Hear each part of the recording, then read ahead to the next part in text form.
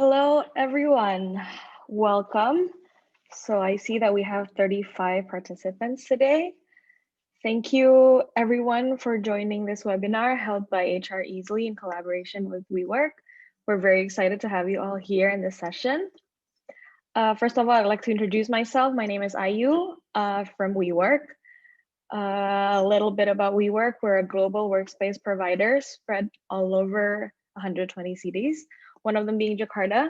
Currently in Jakarta, we have 6 locations. And whether you're an established enterprise or a growing startup, we provide a variety of flexible spaces and solutions to move your business forward. If you guys are ever interested, feel free to go to wework.com to check out our space. In today's webinar, we'll be talking about expansion to Indonesia for startups. We will be having 2 separate sessions with 2 different speakers. And if you guys ever have any questions, please click on the Q&A button below and then type in your question, and then we'll get back to it at the end of for the Q&A session. In our first session, it will be moderated by myself, and our first speaker is Adri Kwee. Adri is currently a partner at Kreston HHES Indonesia, leading in the Department of Digital Strategy. He has more than a decade of experience managing clients from Japan, Hong Kong, Thailand, Singapore, and Malaysia. Aside from designing blockchain architecture, his main area of expertise is financial technologies, digital transformation, supply chain, and automations. Hi, Adri, how are you today? Yes, hi. Hi, Ayu. Hi, everyone. It's nice to have you. Thanks for having me.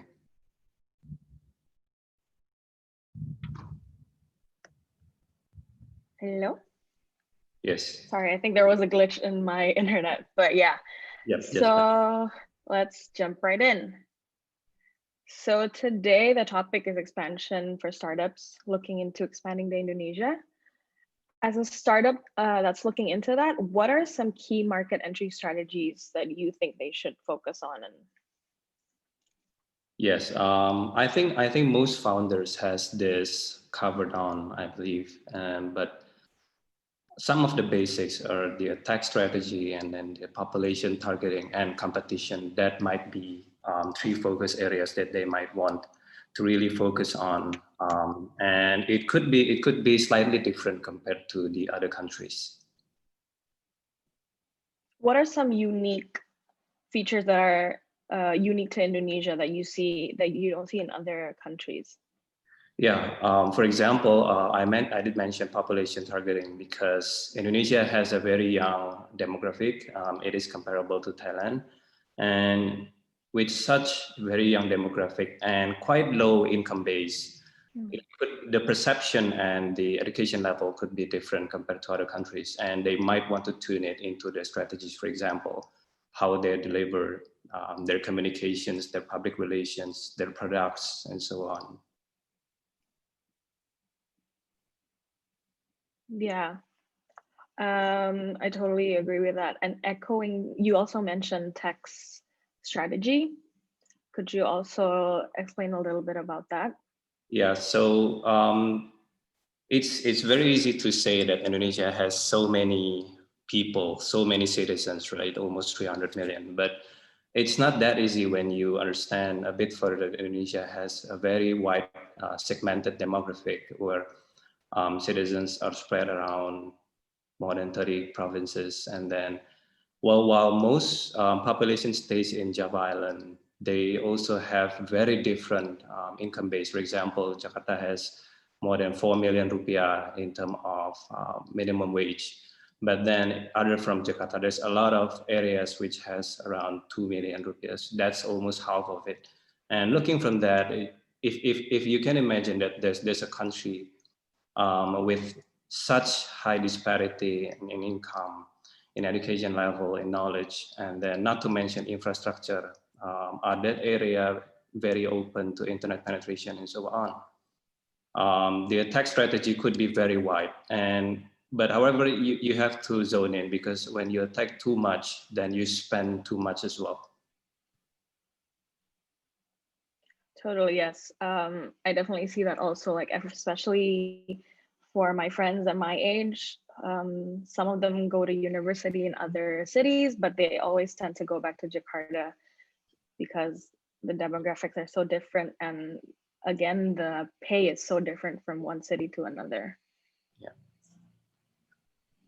And looking from my members here at WeWork, some of our members aren't an Indonesian established company. They're companies that are looking into expanding to Indonesia. And what I see is sometimes they go through some difficulties in entering and in setting up an entity in Indonesia. What are your thoughts on that? Do you think so? Yeah, so I think recently we just have it coming at one of the newspapers mentioning that Indonesia is still very lagging behind in terms of the easiness in doing business. So, I mean, time and time again, the past 10 years, Indonesia has just proven that it is just as tough as some of the toughest country despite of the population base. And I think the reason for this difficulty is the difficulty in human capital capabilities, very outdated infrastructure. While most countries have already trying to think about 5G, we are still struggling in having 4G across Indonesia. And even 3G is sometimes lackluster in some working areas. And then you have the thing that I just earlier mentioned, the young with low income, low education demographic. So yeah, that is going to be very tough. Yeah, for sure. But it's very interesting to see how market-wise, it's very hard to enter Indonesia. But again, you also mentioned that there's actually a big demographic and low income, but people still want to come here. Why do you think so? Like, why would people still want to come to Indonesia? It actually it has because I believe there's a lot of international attendees today. So I think most people already know this. So it has a lot to do with the limited market left out there. For example, China is their own secluded area to enter. And there's a whole lot of different market in there. And then India is considered to be very mature. And then, well, Singapore is very lucrative, but then Singapore has very limited population. So that just put several countries left, like Indonesia, Philippines, Thailand, and so on. And then, well, if you count from all three, Indonesia has the biggest population. So yeah, it's no brainer that Indonesia is one of the big fish left. Yeah, we have a lot of compared to the countries around us, we definitely have the most population. Yeah. How important it is to have the right market entry firm while expanding to any country, especially Indonesia?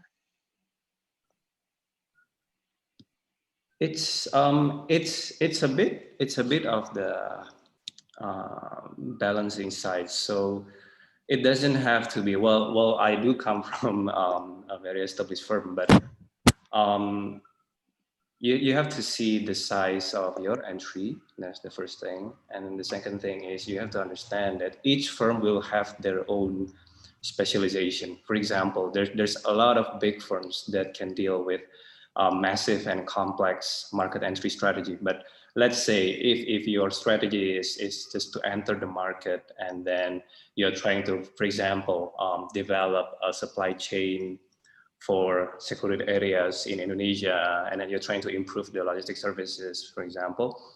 Um, from that perspective, you might want to go with the firms with wider range of access, and then wider range of knowledge in the grassroots levels and so on. I mean, so talk to them. Don't let the size of the firms balk you and involve change your decision making process. You can talk with them, see how they work, how they develop their capabilities, and then from there you can understand if they are the right partner for you. For sure. So at the end of the day, no matter how big the firm is, no matter how established they are, you should definitely go back to what your main goals are and how you want to enter Indonesia and the market, and that you should go from there instead of looking for the big names first. Yeah, because at the end of the day, those firms are not, they are not there to actually make your business, right? Your business is still your business, but they can help you soften the landing and then boost up your knowledge, especially regarding some of the critical issues like corporate law and then compliances. So utilize those knowledges, but understand that the founders are still going to be the one who develop the business idea. Let me see. I want to touch a little bit on digital transformation strategy, as it is one of your expertise. Budget wise, as a startup, budgets are usually limited, but they always want to have a good digital transformation strategy. What are some of the key factors, according to you, that a startup should mainly focus on? Like, what are the main things that they should focus on from a digital perspective? Yeah, so we actually also work with a lot of startups, although they're mostly not on Series A. They're on a more established levels.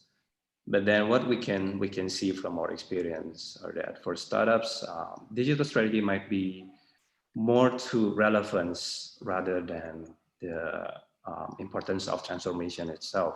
So it is very important to understand which framework is going to be relevant for the business now and in the near future. It is very important. The near future is very important because startups tend to pivot and change their approach. While they might not change the whole business model, but it's not uncommon for startups to entirely change the product proposition and so on. So probably you don't have to invest so much for the long future, but you at least have to understand in the near future which framework is going to be relevant for you. And we can see that a lack of proper investment in the early series can prove fatal if they are not built into the correct framework.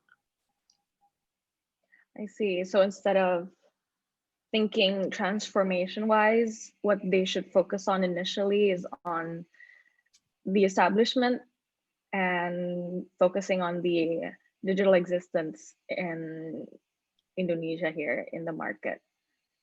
Yeah, so like think what is really relevant to the business in terms of strategy, and then you bring it into your digital strategy. I think most of the founders are thinking about it night and day. So yeah, I probably they had it covered.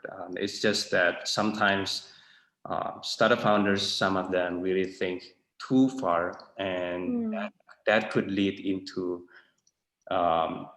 too big of framework that they're starting to chew on, and that could be a big problem, because then they will lose focus on what's really important for the business itself. For sure. Long-term goals are important, but at the end of the day, what makes you survive as a company is those short-term goals that you really need to focus on achieving. Exactly. Speaking of strategizing, I also see this a lot in my members at WeWork. Some founders usually spend quite a lot of time focusing on operations, but sometimes they also neglect their digital platform strategy. Is there a way, like, could you give some advice on how to balance it out and also not neglect the other important factors? Yeah, Indonesia is one of the countries with, for example, on a tax law, Indonesia is kind of very complicated, like one of the country with the most complicated tax law. The reason for that is not because the transaction is complicated or something like that. I believe the transactions happening in Indonesia is just as complex or as simple as any other country.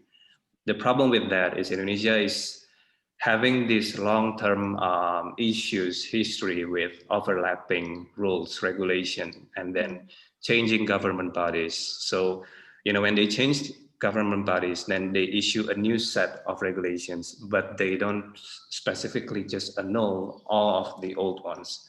And that could be a huge headache if you are not a native professional who have worked in Indonesia for some time. So I think that's the part. Well, you can say that a platform-ready apps, for example, like HReasily, can really help, for example, with the tax calculation, complying with overtime, and so on, and then the employment compliances. And well, I believe right nowadays there's a lot of solutions that you can go to, because at the end of the day, it's all knowledge being embedded into the system. Yeah, at these times, companies like HReasily really helps startups and other enterprises to enter the market smoothly and be aware of all the complicated regulations and all. Yep. If you were to mention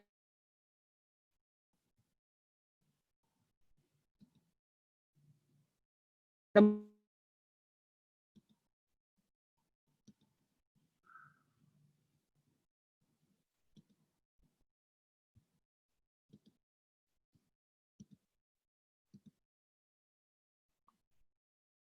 Sorry, I lost you.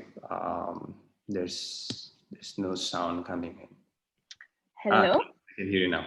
Sorry, Okay. I lost the entire question. Okay, let's repeat it. If you were to say top 3 things, like as we mentioned before, founders and executives definitely want to focus on their company goals and what they want to establish and their products. But again, market entry is such a challenging thing. It really makes or breaks your company, basically. If you were to mention 3 top things that startups should be aware of, just for a heads up, these are the 3 things that are most complicated in a way for you to enter Indonesia. What are the top 3 things that you would say?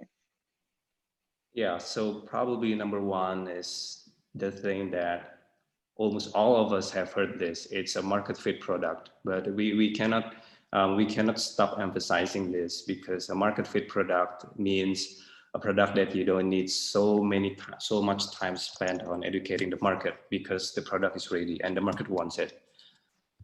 And the second one is, well, for Indonesia, is definitely population targeting, because there is, well, unless you are entering into a very huge market like e-commerce, retail businesses, then you really need to have your population targeting pinned down, because you cannot just target the whole 270 million citizens without very concrete strategy, and that could cost you a lot in terms of advertising and so on.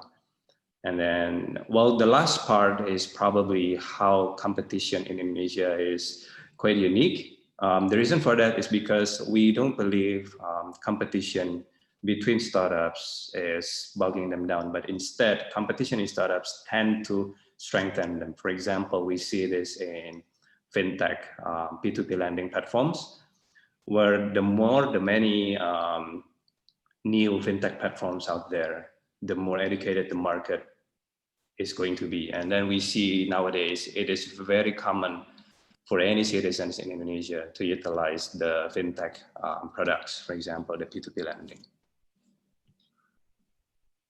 Yeah, I totally agree on your last point. Like starting like what, 5 years ago, I don't think there's that many fintechs, but now we see the more people using it, the more companies there are, which is very interesting about how competition makes people enter the market more instead of backing down. Yes, yes, that's. I think that's one of the. I think that's one of the things that differentiate Indonesia from some other countries, especially Singapore, because the difference is that there's a low income, low education demographic in here, and there's a lot of untouched, unbanked citizens, and I think that's where that plays a huge part role, where fintech competition actually help each other. It's like they are advertising for each other. They're trying to develop the whole business, and eventually we even see big banks are starting to come into the P2P lending market now. Yeah, I definitely see that too. Yeah. What are some famous markets? I mean, like we see a lot of fintechs in Jakarta. I mean, in Indonesia, do you see any other types of companies that you see are entering a lot lately here in Indonesia? Yeah. It is accepted well by the population here. Of course, e-commerce is very saturated and it's going to be very tough. But we see a lot of niche commerce. For example, e-commerce that focuses on office supplies, for example. But we see a lot of search in terms of logistics fulfillment capabilities.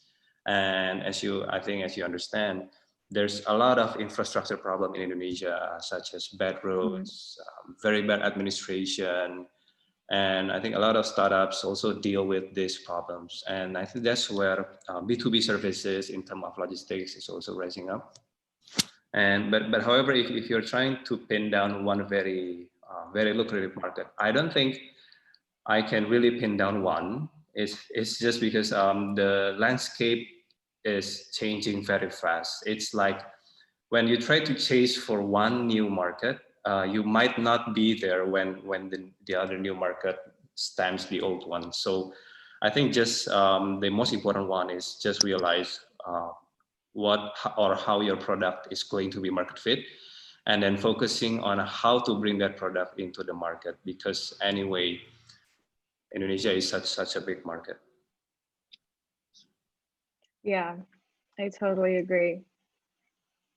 Thank you very much, Adri. I think the time is up for our first session. Just to recap a little bit, one of the most important things is to prioritize on your market entry strategy. At the end, aside from your long-term goals, you should also focus on the short-term ones, because establishing is very important to make sure that your company survives in a market like Indonesia that's very complicated. But at the same time, we have a large variety of population. The demographics are crazy. So in a way, even though it's complicated, we're very open to a bunch of different types of startups. So I think what you have mentioned previously is all very helpful. Do you have some closing statements that you want to close off for the session, and we can send it off to Jason and Maliekah? Yeah, I think it's good for me. You already summed it up quite nicely. So I just agree with that. Awesome. Once again, if you guys have any questions for Adri, please just fill it in the Q&A box. And now I will pass it on to Jason for the second session with Maliekah. Thanks. Adri and Ayu, this is Jason here, and we have Maliekah from AC Ventures. So briefly about what HReasily does is We are a regional payroll services provider. So what that means is we provide stuff like payroll, leave, claims, with specific focus on your tax computations and your tax forms and so on. We cater to a wide range of industries. We are not industry agnostic. So we cater to from the likes of small startups between 1 to 5 employees up to thousands of employees. The countries that we are currently based at is in Thailand, Malaysia, Indonesia, Hong Kong, Vietnam, to name a few. So we are one of the rare few HR tech providers that are in multiple regions across the Asia Pacific. And we're also one of the rare few that have successful partnership with banks such as UOB. And on to you, Maliekah. Yeah, cool. Thanks so much for having me. Thank you, Adri and Ayu, for that session. That was really, really helpful. Maybe just a quick introduction about AC Ventures. So my name is Maliekah. I work for AC Ventures as an investment associate. AC Ventures is an Indonesian-based venture capital fund that invests in early stage companies throughout Indonesia. So we're also sector agnostic, so we get a good view of what's happening in the market, which is exactly why I'm super excited to share more today. AC Ventures is a product of a merger between Ageti and Convergence Ventures, which kind of means that we have a greater track record of companies that we've invested in Indonesia. It's actually over 75 companies. And some of the notable ones include Warung Pintar, PayFast, Mocha, Foreign Coffee, and so much more. We're an Indonesian-focused venture capital fund, which means that we focus primarily on investing in this region, or very less likely, but we've also invested in companies that are based in other countries but have a strong presence here or have the intention of coming here. So we're quite strong on the Indonesia aspect. So maybe just a couple of stats to kind of highlight why we find it interesting. So firstly, Indonesia is one of the biggest markets in Southeast Asia. 79% of the population is under the age of 50. I think another like 50%, 52% is under the age of 30. It's interesting because from a tech perspective, there's over 60% in smartphone penetration, which means that a lot of people are spending more time online. In fact, it's about 4 hours per person on average that spend time online on smartphone apps and things like that. So really seeing some great proliferation of smartphones, internet, social media. I think it's about 65% of the population that has access to internet today and utilizes it on a daily. But the interesting thing is we're nowhere close to the actual cusp of the opportunity. There's still so much growth happening here in Indonesia. For example, in terms of e-commerce penetration, just to focus on that sector for a bit, it's only I think 7% of e-commerce penetration throughout the country. We haven't even properly explored the tier 2 to tier 4 cities opportunity as well. So really excited to chat more on that with you, Jason. Thanks, Maliekah. So before you get a raft of investment decks, is there a specific size that your fund focuses in, like Series A or earlier or B rounds? Yeah, so we definitely do more of early stage investing, so seed to Series A. Our check size has been quite flexible these past couple of months, given that there's been a lot of changes in the market. So I can't really give you like a ticket size range, but it's essentially in the earlier stages. And then once we have a good enough internal view, what's happening with those companies and where the growth is coming from, and really working very closely with the founders, then we double down in the next round and do follow-on rounds. So yeah, that's pretty much it. So given that you see a lot of companies coming in, is there a specific sector you think that's particularly hot in Indonesia at present, or has COVID impacted your investment thesis for the year? Like what's changed? So I think overall, we're still excited about Indonesia despite COVID. The difference is we now look at sectors that we believe can thrive in this environment a lot better.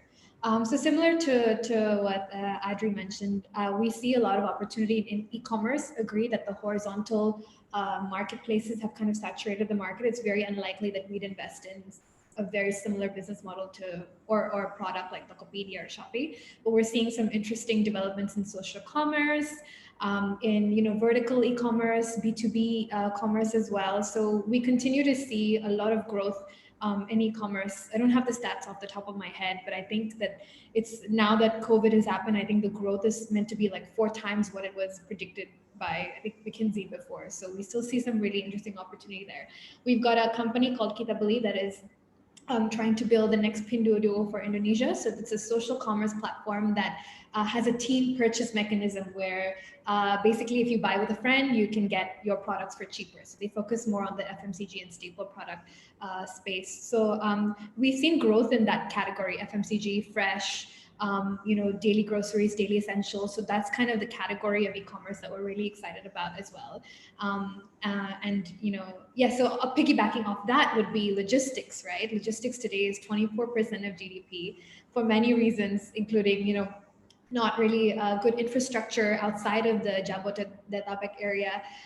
We've seen that there's a lot of bottlenecks in logistics today that technology is actually helping with bringing down costs for e-commerce long tail sellers. So an example of a company that we've invested in logistics is Shipper, where they actually aggregate different third-party logistics players to offer cheaper prices to sellers that sell online through Instagram, Facebook, Shopee, Tokopedia, and things like that. And then just trying to go down the funnel. So fintech for sure, super interesting. In the last couple of years, we've seen more complex fintech platforms get interesting. So not just from the sort of payments and savings part, but all the way up to things like insurance, investment management. So we've invested in a company called StockBit that allows you to buy mutual funds and fractional shares and things like that, giving opportunities to young people to be able to participate in the stock market, despite having limited education or even limited funds, right? Because you can buy, I think, as low as 50,000 or 100,000 worth of shares. So it's quite interesting. So I think just on a high level, those are the 3 kind of mega sectors. And then as you e-commerce, logistics, and what's the last one again? Fintech, yes. Like MSME enabling technologies, like we've invested in Buku Warung, which is trying to digitize the warung sector as well. So within the context of promoting Indonesia and as a foreigner, is there any top to-dos as, like, let's say, how would you approach a startup that is currently, say, in Singapore or Malaysia, and you think, oh, Indonesia is the next hot market. Let me pitch to you, and with a growth plan of to be in Indonesia in the short term. What would you advise the founder if they were to do that? So I think in the context of HR as well, our kind of number one thing that we look for is usually a local founder or local team. So within kind of that scenario where the startup wants to move to Indonesia, we'd really like to see a very robust hiring plan to see that they have interesting plan to be able to bring in some great talents, because in the context of Indonesia, given how nuanced everything is in terms of culture, language, even processes on a regulatory side, we always encourage having a local team that can help with that. And I think if I'm maybe going to think about our portfolio in the past, we've seen founders that, like a founding team that would be 1 foreign founder and 1 local founder, and that seemed to work really well, because the foreign founder would bring that global perspective, that interesting experience from other countries to see how you can include best practices into the organization. But the local perspective is really focusing on the nuanced things from a customer perspective. I'll give you an example. We've had founders come to us and say, well, these are the pain points that we want to solve. And then when I do my due diligence and go on the ground and speak to the customers, I realize it's completely different, which means that having a local founder, even at the beginning, helps you kind of, or at least a local team, a local kind of country manager or something, it helps you verify the pain points and verify and create that, as Adri said, the market fit, right? Really building something that is for the market. It's not just a vitamin, but also a bit of a painkiller where people need your product to do what they have to do, whether it's for sellers or end consumers. And a little bit on the legal side, is there a preferred structure, like holding company in Indonesia and then branch out from there, or offshore or Singapore that you've seen so far? So I think within the context of tech companies, we do get a lot of investors from abroad that want to invest in Indonesia. So to kind of simplify the process, what we would normally do is encourage the company to have a PT PMA here in Indonesia. but also have a Sing holdco, or whether it's incorporated in Hong Kong as well, that's fine. Some of our Y Combinator companies are incorporated in Delaware, so that means that that company would be the holding company for the PMA, which stands for Pemodal Asing, like an organization for foreign owner or investor. And So of particular to note as well for foreign founders that are embarking on the journey of coming into Indonesia, there is what I recall a list of what you can or you cannot do, or you can do to some extent, but you must be majority, or in some cases, can you elaborate on what's this called locally? So I don't have, I know that there are a couple of sectors that are restricted in terms of foreign ownership. I can't remember what. Called the negative list, was it? Yeah. And it's always frequently updated. And some industries open and some are closed. Yeah, depending on the circumstances. It's actually getting better in terms of openness to foreign investment. And I think that kind of piggybacks off the omnibus law as well, which kind of makes Indonesia more open to foreign investment as well. So that kind of development is that the aim of that is to actually make Indonesia more welcoming to foreign direct investment. So I think even though it's still complex in terms of doing business here, I think the government has recognized the importance of opening up Indonesia more to other countries in terms of investment, and that directly impacts the tech sector. Because in terms of funds here in Indonesia, it's still not as, in terms of the funds raised for like venture capital funds, it's still not as large as the rest of Southeast Asia. China has had a huge impact on investing in Indonesia as well as US funds as well. So it's interesting to see what the next couple of years are going to look like and how this is going to play out. I think overall it's looking really positive. Well, what are your thoughts on that so far? I mean, you I think worked on a startup that was expanding to Indonesia, I think a couple of years ago. So what do you think? Yeah, so prior to HReasily, I was in a Chinese fintech startup. Yeah, it was in the hot sector, which you highlighted, fintech. And yeah, at its peak, there were like 400 or so. And I believe currently there's about 400 to 500 fintechs in the sandbox waiting full license. Yeah. Yeah, I think culture, because a lot of the other foreigners, especially from the States, they would come in and they would rock up to a meeting in shorts and t-shirts. And I guess it's an eye-opener for them, because I suddenly see my HR team then has like batik ready to go just in case OJK visits or, some kind of meeting. So to them, they thought that they could just come out in shorts and t-shirts. But I guess within the culture context and the need for respect, that I guess your attire makes a difference, I guess, in Indonesia. Yeah, I mean, I call it cultural competency, in the sense that Indonesia is so nuanced that if you maybe haven't spent at least 2 years here or really understand the culture, it does get difficult to do business here, in my opinion. I mean, I was born and raised in Indonesia, and I still think there's so many things that I still don't understand. So it's interesting for sure. Yeah. So if a startup comes to you and pitches, okay, here's my growth plan for Indonesia, and they're asking for a decent amount of money, and then they say, okay, after Indonesia, they have plans like for another region, say Thailand or Vietnam. Did you get a lot of startups that come to you and have that kind of aggressive growth plan? And how do you advise when they've not yet started in Indonesia? Yeah. So ideally, so you're saying if they've started in Indonesia and then expanded or planning to expand to other countries aggressively, I personally, I'm of the view that Indonesia itself is one of the fastest growing internet economies in Southeast Asia. I think it's about $100 billion opportunity today. Our view is that it's important to kind of conquer Indonesia first, dominate Indonesia first, because Indonesia itself is so complex. As you kind of expand to different cities and go deeper into the country, you'll see that it's very different. It's just as nuanced as expanding to another country. So, and it's highly, it really needs execution, on the ground operations. I'm of the view that you need to, since it is the biggest economy in Southeast Asia, it would be better to sort of take your time here and really get to the right spots here before you can think of. And that also helps in terms of an economies of scale perspective, where if you've got a team here already, it's great to sort of optimize that as well. So we kind of encourage our portfolio founders to think very deeply about Indonesia first before they can think of expanding into other sectors.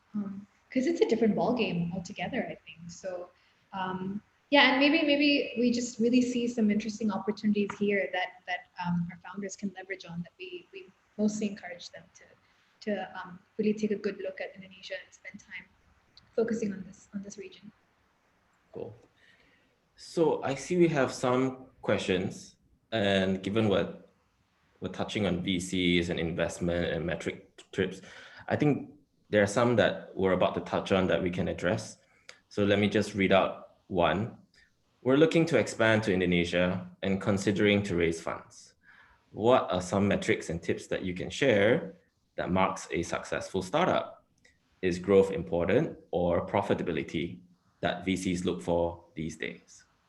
What's your take on that? I'm really glad you asked that question. So the thing with metrics, it is dependent on the sector that you are on, but maybe on a higher level.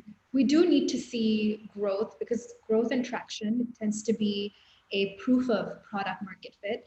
That being said, the world has changed so much in the last couple of months, and even in investing pre-COVID, we've already seen that in different parts of the world, a lot of companies have gone bust because of not thinking about long-term planning, profitability, and things like that, right? So we don't think that growth should be the only thing that's prioritized, but it is important. So it's still important to look at a path to profitability, really understand capital efficiency.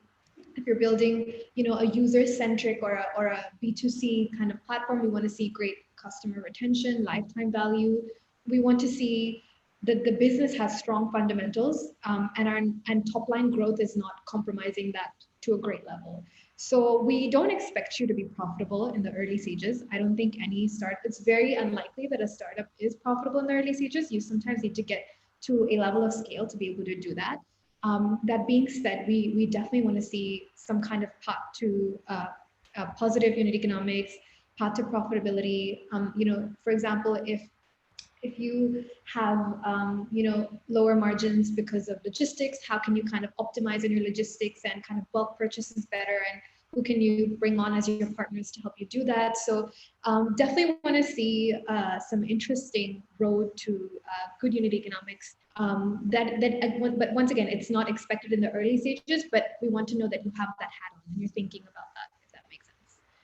So from hearing you, it's to have a plan of a path to profitability with defendable unit economics. And I guess as for metrics, it just kind of depends on the industry, right? If it's e-commerce, it's basket size, or if it's fintech and it's lending and it's your like DPD ratios or your non-performing loans and so on.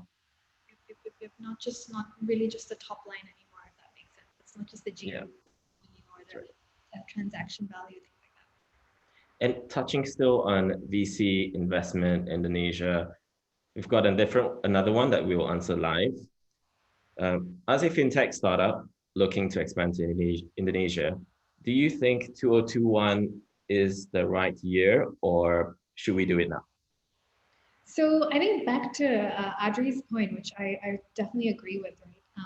Within fintech, each platform educates the market more. And we don't actually see competition as something that we should be bogged down by.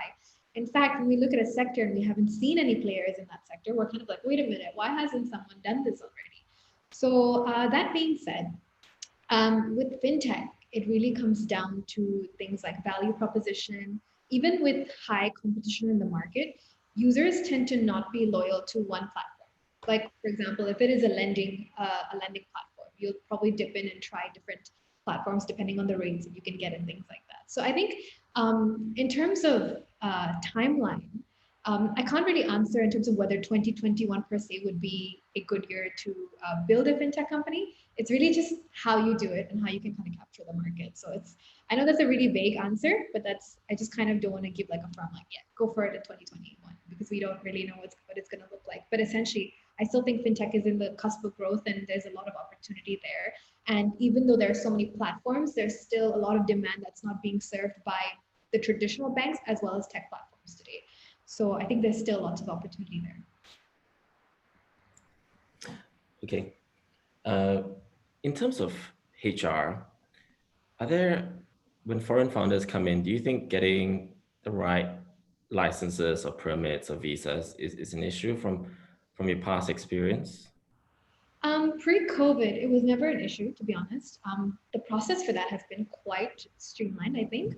But during COVID, a lot of the offices were closed. So we did have founders that had their KITAS application stuck and they couldn't leave the country, things like that. But I think it's a lot better now that everything has opened up. So prior to that, I don't think there were any issues per se. I don't know, did you kind of experience anything when you were here in Indonesia? I see. I believe that comes up to nearly the end of our segment. Thank you, Maliekah, for your insights. And we can now open the whole panel to questions from everyone. So feel free to join back in, Adri and Ayu.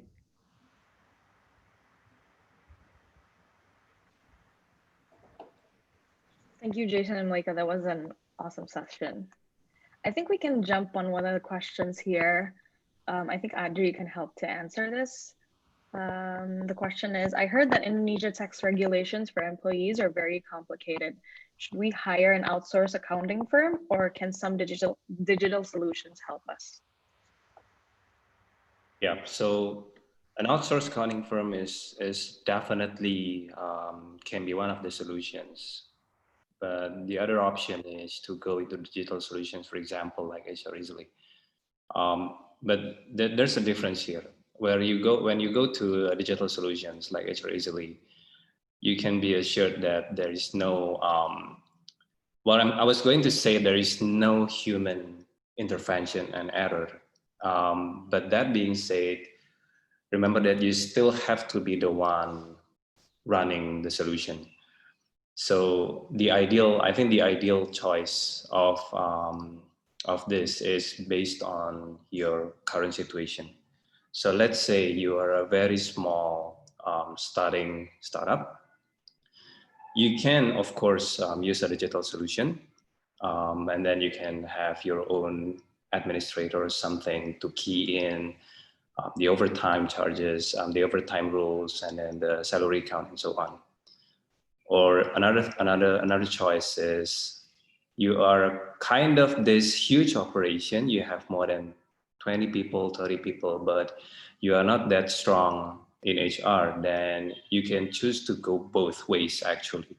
So it should not be a question whether you have to choose a firm and a digital solutions. I mean, a lot of accounting firms, a lot of firms are using the digital solutions. For example, at Kreston, we also work together with HReasily.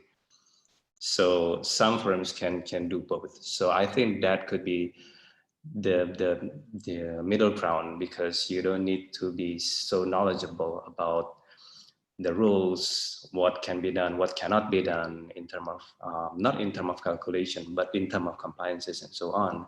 And then you can also utilize the strength of the digital solutions. For example, the readiness of the data, the automatic calculation, and then HReasily is even equipped with facial recognition.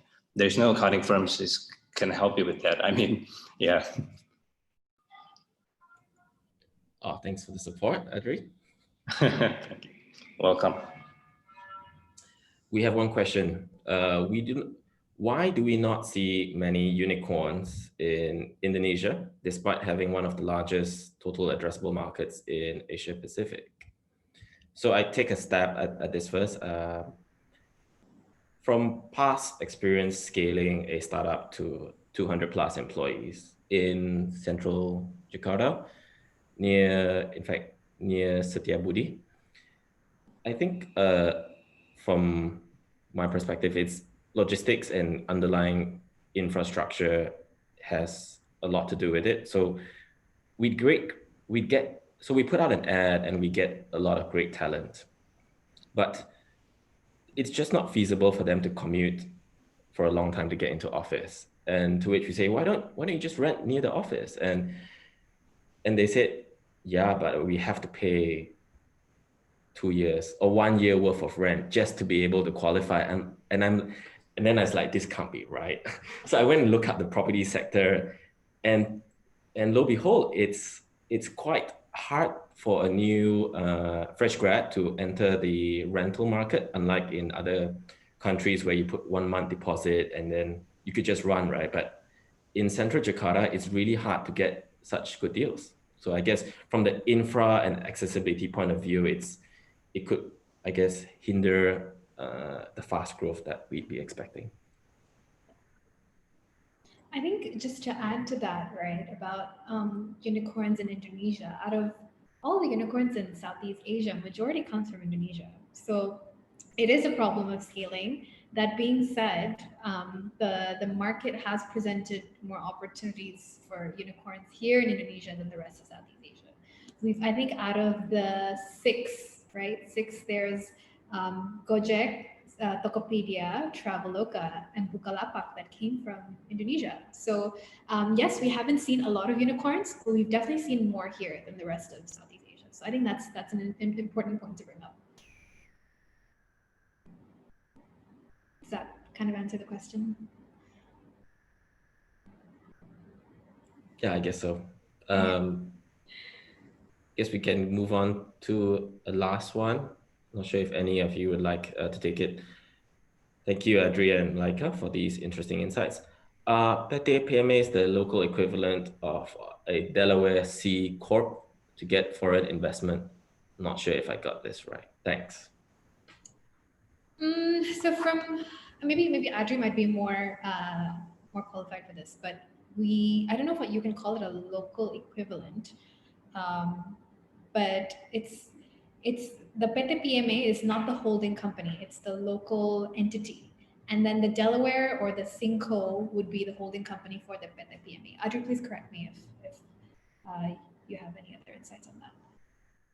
Yeah, so in Indonesia, just like Maliekah answered, PT PMA, when you have something called PT in front of the name, so it means that the company is a limited liability company. I think that there's going to be a mixed up because a limited liability company has a different description in the United States, but I think that the underlying key is at any PT, the revenue, the net income is not going to the shareholders unless it's being passed through a dividend. So I think that could be, I think that's the real question that I think that they're asking, Charlotte is asking, because it's kind of the investment exit strategy. And thanks for sharing. And that being said, Charlotte, if fundraising is your goal and regional expansion is on the plan, I believe most, do correct me if I'm wrong, like most startups would actually incorporate an offshore company and have investors park their monies there so that they could deploy it around the region rather than to start from Indonesia. But I guess it depends on your circumstances.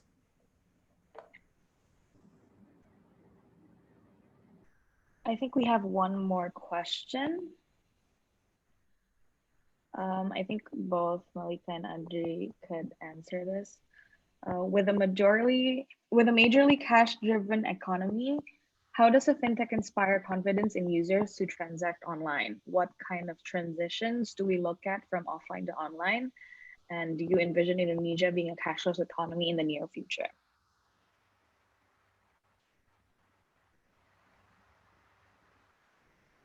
Okay, so I can answer first, and Maliekah, please add me if you think something else need to be added. So if you're asking about how to inspire confidence to transact online, I don't think you need to do this anymore. Indonesia is not at this stage. It is very common for 15-year-olds or 60-year-olds. There's no even such a big lag in terms of confidence in doing a transaction online.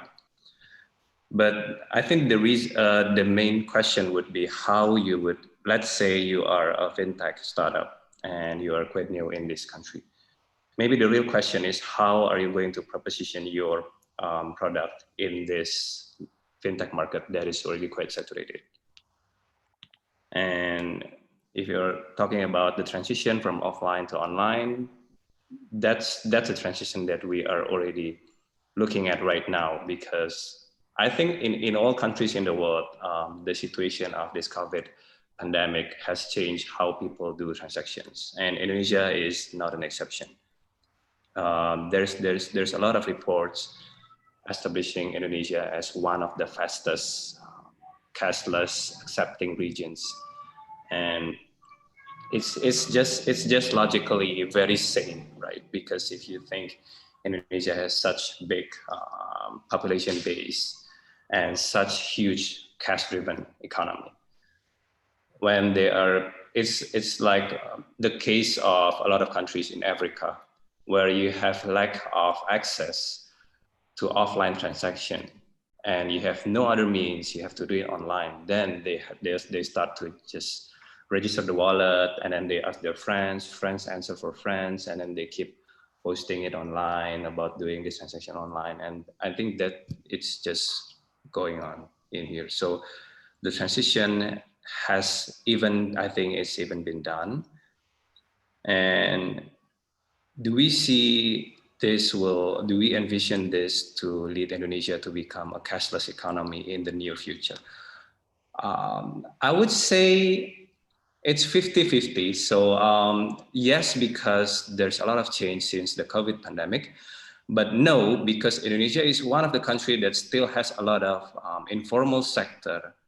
And this country has such huge informal sector in terms of cash driven. So if you're talking about the percentage of volume, probably 70-80% cashless, yes. But if you're talking about the frequency of the transaction, I believe the Pareto principle still works. So like 80% is still going to be offline when this pandemic is over. So yeah, that's my thoughts. Maybe Maliekah has more deeper insights, since I believe you discuss a lot about this with a lot of company and startups. I'm definitely with you on that. Yes and no. Yes, because fintech today, one thing is being driven by COVID and seeing the impact of people avoiding cash and things like that. But fintech piggybacks off of something that we call use cases, whether it's to shop online, to access ride hailing, to do peer-to-peer transfers, to basically access other financial services like investment management. So I think in the context of e-wallets, that piggybacks off use cases. And today in Indonesia, we're seeing a lot of interesting online use cases that fintech really supports, if that makes sense, especially e-wallets and payments. That being said, we are forgetting that 75% of Indonesia, 75% of activity in Indonesia, and even just population in Indonesia, comes from the tier 2+ cities, right? And those are areas where the use cases are not as strong yet, because they don't have Gojek, they don't have easy access to e-commerce product. If you buy something from Tokopedia, the logistics costs will be so high that it's even equivalent to the transaction value of the product that you buy. So in those areas, I think the use cases are not strong. So I think Indonesia has a strong potential to be, so basically in those areas, you'll have companies like PayFast, for example, that in which you use cash to transact via an agent, and then the agent will do your transaction for you online. If you need to pay your pulsa, or if you need to kind of pay your electricity bill, you can do that by an agent. Similarly, you'll have platforms in the social commerce model that uses agents to sell fashion products, beauty products, even FMCG staple products as well in those cities. that can't really, don't really have access to e-wallets just yet. So is Indonesia becoming a cashless economy? I think we are definitely on route to that, but I still think it's quite a long way because we haven't even properly fulfilled the gap that we see today in tier 2 to tier 4 cities. So that's kind of where my thought process is on that right now is. So, and just to add on, I guess on one hand is inspiring confidence, but on the other hand, there's the trust element, and hardly there's not much customer loyalty, if I may say so, when e-wallets were subsidizing at a huge rate, 25% or 30% at certain times. So people would just jump from one app to another. And when companies are throwing money, I think people would just naturally just pick it up. So there's not so much of a confidence issue. It's like once you subsidize, how do you gain customer loyalty and stickiness is probably the hardest thing to do. And yeah, also within the lending space, I guess I'll spill some secret sauce as I'm no longer in a lending peer-to-peer company.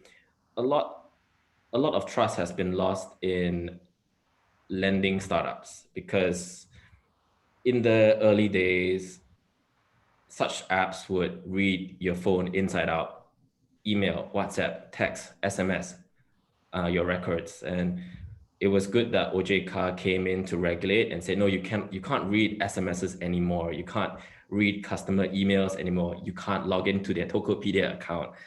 And in some industries, I guess it's just to be mindful of certain steps you would take to improve your business, but at the risk of customer loyalty.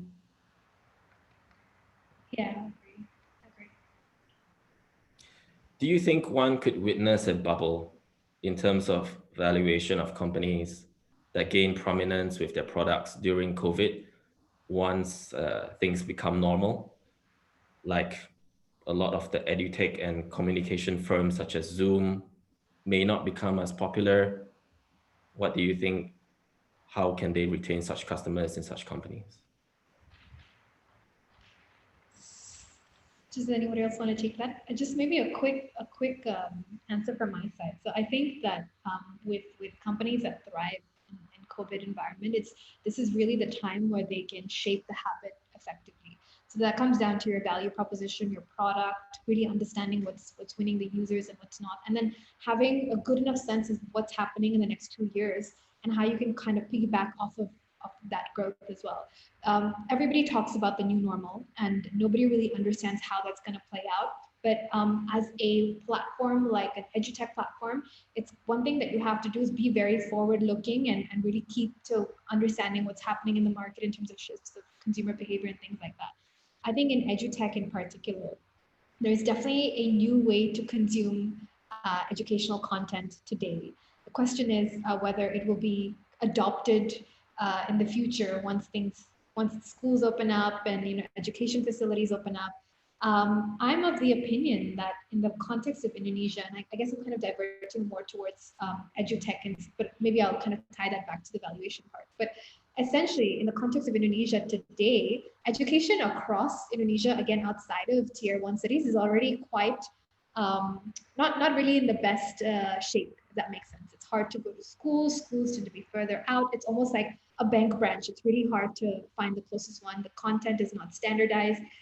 Even if the education is standardized, it's almost like the way they kind of deliver the deliverable of the content is not very good. So edutech will not only reduce costs for the government to give children access to this education content, but it's also a really standardized and better way to offer education.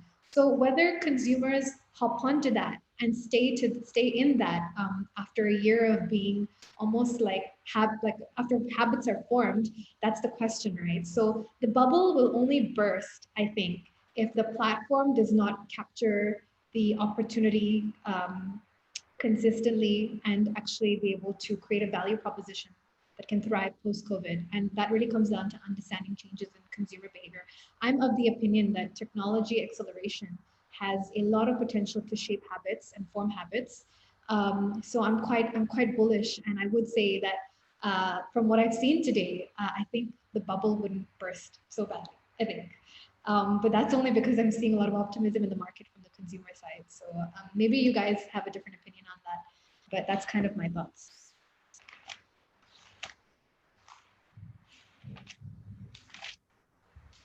So I believe that's our last question.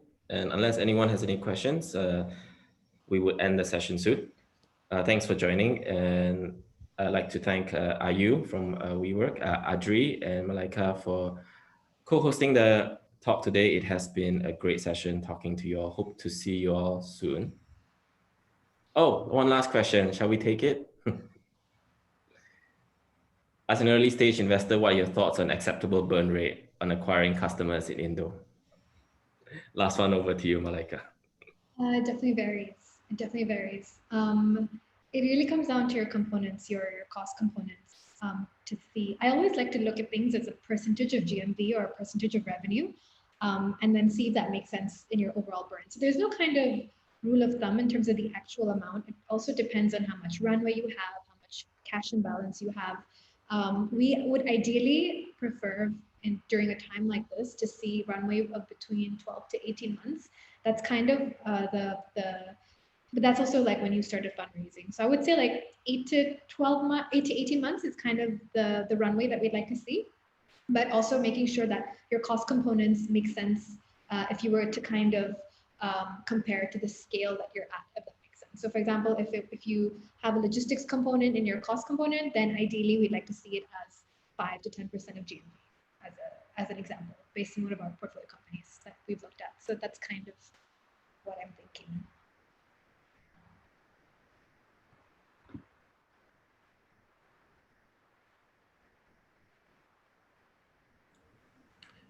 Okay, thanks everyone. And that's a close.